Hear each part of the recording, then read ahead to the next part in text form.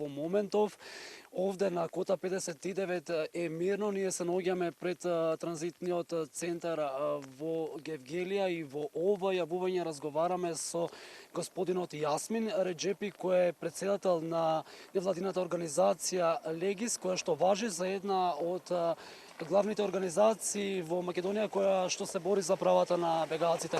Господине Јасмин, и покрај тоа што еве се затвори балканската рута и покрај тоа што Европа одлучи бегалците да се враќаат назад во Турција, сепак се уште има некоја надеж во нив. Кој ми ја создава ова надеж? Кој ги поттикнува на вакви рушење на оградата и да продолжат понатаму кон посекуваната дестинација, а тоа знаеме дека се западните европски земји?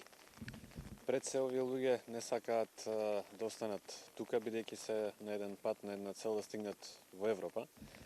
Не може да се померат со тоа дека Грција е европска земја. Грција не ги прифаќа, а за нив враќање нема, бидејќи враќањето назад значи враќање во војна, враќање во смрт. Подобри им се овие услови, односно неуслови кои што се наоѓаат, катастрофални, отколку да се вратат во војна и да бидат предмет на тероризам кој се случува таму, и затоа нивна цел се уште и надеж е дека ќе се отворат границите, балканската рута ќе проработи и ќе се најдат со своите семејства кои што дел од своите семејства кои што наоѓаат во Европа.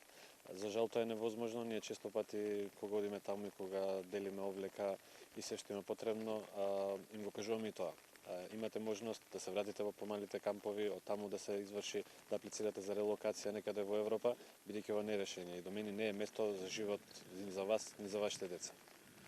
Така, се затекнавме, извинете. Во врска со протестите, значи тоа што ги имаме ние како информација, бидејќи до мене е специфичен камп кој што е отворен и каде што многу луѓе живеат на полињата во калта, во шатори, во никакви услови, доаѓаат многу странски волонтери во наводници и сметаат дека со тоа што ќе ги натераат со сила да направат протест или да ја стушат оградата со сила, да прават некаква си револуција во наводници, за да поминат, жртвувајќи ги нив и нивната безбедност, дека тоа ќе направат притисок на Европа да ги повлече нагоре. Тоа не е решение и никогаш никој не сме такво нешто да помисли да си игра со судбината и со безбедноста на овие луѓе. Така, се затекнавме во Идомени минатата недела. Вашата организација е таму присутна, дели оброк, дели облека на бегалците. Како ја оценувате вие состојбата во Идомени? Јас самиот забележав каква е состојбата на ОЕВ според вас како хуманитарни организации, како ја оценувате состојбата во Идомени? Во Идомени е катастрофално. Значи, на почетокот имаше еден камп направен од МСФ, Доктори без граници, и тој имаше капацитет 1000 луѓе, но кога дојдоа 15.000 луѓе, се формираше кампот Б и сега поново кампот С, но тоа само шатори кои што примаат до 3000 луѓе, сите останати живеат надвор. Многу е тешко да се организира животот на тие луѓе.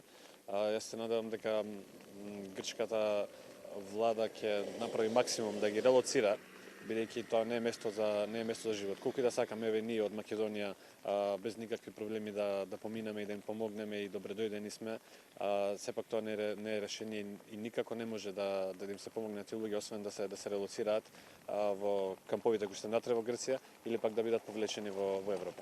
Така. Уште едно прашање во ова јавување е овде во кампот во Гевгелија, во транзитниот центар. Има ли бегалци? Колкава е бројката и во какви услови тие живеат? За разлика од Табановска, кај што има околу 1000, овде имаме не повеќе од 150. Имаме над 50 на дечиња и значи капацитетите се задоволувачки. Ги имаат најдобрите услови за разлика од другите кампови од другите земји на Балканот.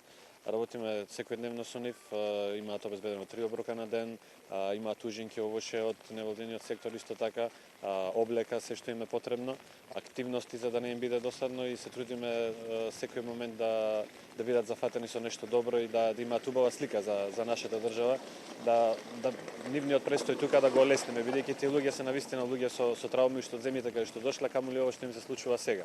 И се трудиме максимално да им објасниме на Европа, земете ги, бидејќи овие луѓе не заслужуваат да бидат заглавени на балканската рута, бидејќи влегле со документи легално, без никакви проблеми и заради ретроактивното кој што не е исправно затварање на границите останале заглавени на наша територија. Сметаме дека ние ќе дадеме максимумот од нас, но и дека Европа има голем удел во ова вина и одговорност кој што треба да ги поправи и да ги повлече да ги соедини со нивните семејства во Европа.